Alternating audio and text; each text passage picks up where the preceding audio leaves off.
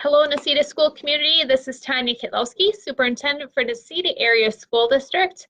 I am on live today from Necedah Schools and just want to provide some updates this afternoon around our state report card. And so I'm going to wait till I make sure that we're all on and everything is running smoothly. And yes, it looks like we are. So welcome to this week's Facebook Live session. With the recent release of our state report cards, I feel it is an important part for me to share sort of a personal statement and some information regarding the report card and our results, and to provide our families and our community with information that will be helpful in terms of how they interpret our school and district scores. So first and foremost, I really want to pinpoint that, having been here going into my third year, no matter what challenges we face as a school district, I am incredibly proud to be a member and to serve this community. We have just such special things going on here in Necedah, whether it's in our schools or whether it's in the community. And I think sometimes we lose sight of that because we get distracted by things that pull us away from recognizing the goodness of our school community. And so no matter what challenges we face, which I will share a couple of those today, I really want people to know how much I love serving this school community.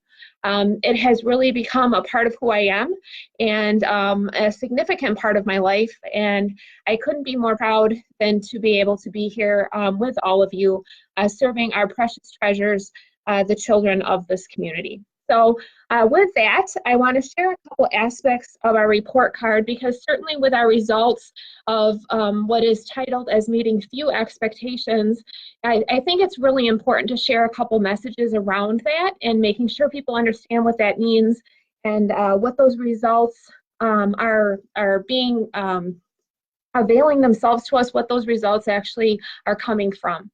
And as I was sort of sitting in deep reflection after getting those results, I dug deeper into the calculations and all of those things, trying to figure out, what is actually being driven from within our school district to cause some of those scores.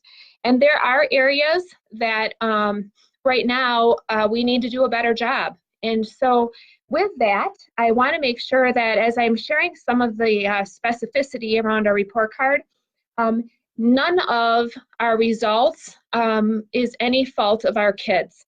Our students, they're responsive to the adults in the system, and I certainly place no blame on them in terms of what results they're showing us and what some of our groups are showing us that I'm going to talk about in just a minute. So as I share this more detailed information, I still love those kids dearly, and no matter what, it is our responsibility to meet their needs, no matter what they bring to the table. That is my passion and determination to make sure that those kids are taken care of, both loved and both nurtured academically so they can be successful in life. So there are really two areas of our report card that require us to rethink how we're meeting the needs of students. Specifically, there are two subgroups that hold a high proportion of our state report card weight. And those subgroups right now have an increased percentage of our student population over the last 5 years. And as we look at how our report cards are weighted, Necedah's weights are very much impacted by two subgroups because they hold a large percentage of our student population. One of those subgroups are students who are economically disadvantaged. Our school report card, depending on which school you're looking at, holds over 60% of students who are economically disadvantaged. That is one of our subgroups that the report card measures. And then the other subgroup are students with disabilities. Right now, we are anywhere from 18 to actually 23% of our population includes students with disabilities. So those two subgroups, because they are a large portion of our population and our enrollment, are counted increasingly as a weighted grade to our final score. What we have found over the last couple years is our trends in meeting the needs of those two marginalized groups of students has not fared well for them. So what the report card measures is not only academic achievement, the benchmark of which students are meeting at their grade level and what the state has determined that is only a small portion of our report card. As a matter of fact, in our elementary report card, it's 5.5%. The part that contributes really greatly at 45% is that of watching students' growth and closing gaps. And what that means is we're looking at those two subgroups to determine if every child is growing and if we're closing the gaps that we experience because of that marginalization that those students have as compared to their non-disabled or non-disadvantaged, economically disadvantaged peers. And what we're finding here in Necedah is that our gap is not only not narrowing, it's actually widening. So when you consider how the weights of the report card are with our high populations, if 40% of that report card is based on whether those children are growing or whether we are closing the gaps around those two specific needs, when you consider the weight of 40% and we're actually doing the opposite of what is intended and we're widening the gaps, that creates significant issues when it comes to the calculation of our report card. As a matter of fact, if you look at our elementary report card, and I'm speaking about elementary because that had the largest proportional impact on our district scorecard. If you look at that elementary scorecard, you will actually see that achievement, if kids are performing where they're supposed to be performing, academically and specifically math and reading, you will actually see that we're outperforming the state average. But because of our high population of economically disadvantaged students, we have a significant population of them, we don't weight that achievement the extent other districts get to weight that achievement. As a matter of fact, I've actually done some recalculating to look at if we had an inverted system and actually counted achievement at 40% and actually counted growth or closing gaps as an additional 10%, if I calculated and redid that score on that elementary report card, we would have been at the high range of meeting expectations. So we have success in terms of some of our achievement levels, but we have lots of work to do in meeting the needs of our students who are on our state report card considered marginalized students, groups of students, which includes, again, our students with disabilities and our students who are economically disadvantaged. So to address the gaps that we're experiencing, we have started within the last year, actually a lot this past summer, really trying to figure out through a lot of professional development and learning how to meet the needs of individual children. It is no longer successful for us to be able to meet the needs of kids as a full group. We really need to begin to focus our instruction on every single child. And that is a shift in education that most of us at the time we were in school was not a priority. We really had a lot of whole school, whole class instruction, and if kids learned, it was great, and if they didn't, we tried to remediate, but if they didn't, we kept moving on. We really taught to the core curriculum of those standards, and that's where it was. Now, the suggestion, we really need to meet the needs of kids no matter where they're at on their continuum of learning. If they have more advanced learner potential, and they're showing that, then we should be giving them instruction both at grade level and at their instructional level in terms of above that grade level. If children are below the grade level, and we know that, we teach at the level of instruction, but then we provide supports and systems of instruction that meet them at where they're at.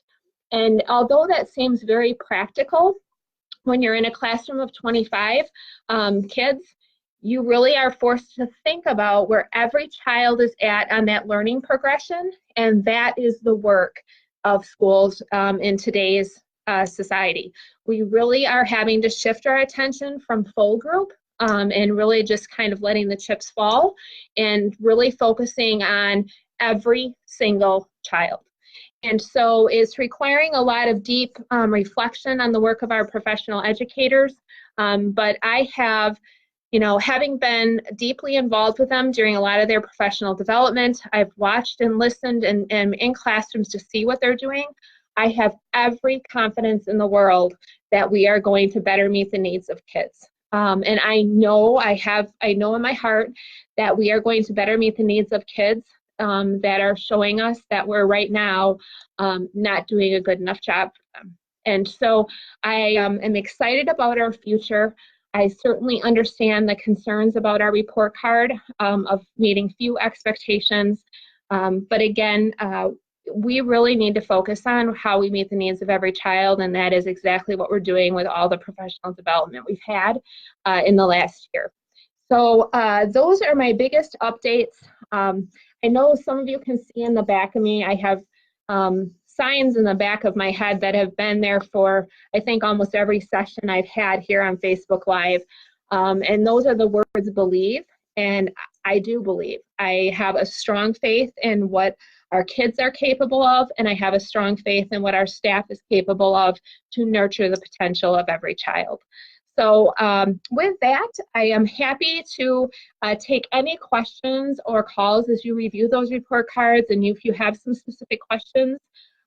So I want you to know that I am going to work tirelessly to make sure that every kid here has every potential in the world to be as successful as they are able to be, because that's my work. I love these kids, and I'm going to do everything I can for them. And I know we have staff that feel the same way. So with that, those are my updates for today.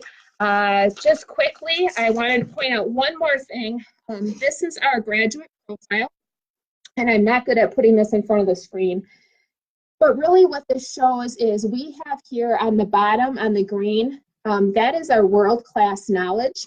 And that world-class knowledge fills 1/4 of our total profile of which we want kids to have when they leave Necedah schools. These skills and dispositions that create lifelong, successful, happy citizens. And knowing that 1/4 of our profile is world-class knowledge, that is what our current report card measures. And we know that's an important aspect to set kids up for success in their future, and we will continue to focus on that. But our community, during our community sessions of which our profile was generated, also showed us that there are other important things that we want to focus on.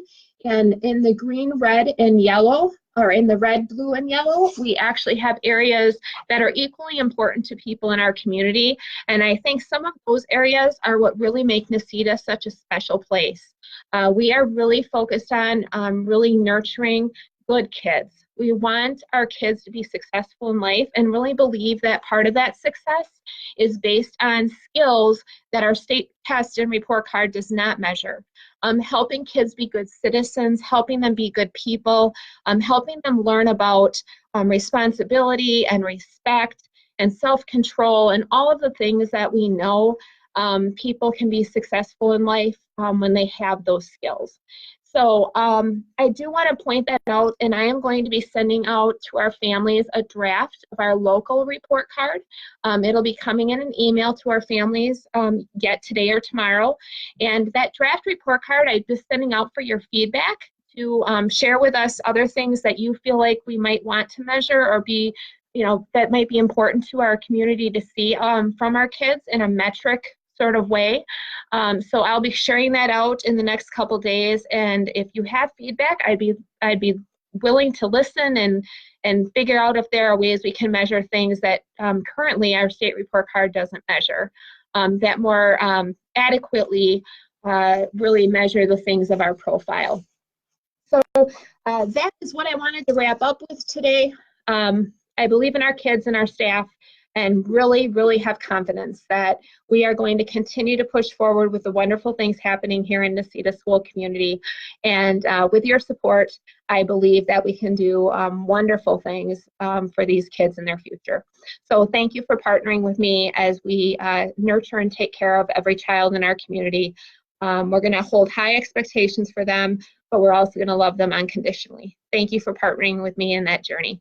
Until next time, I will see you on Facebook Live in just a couple weeks. Have a blessed Thanksgiving, and I look forward to our next conversation. Have a good rest of the day.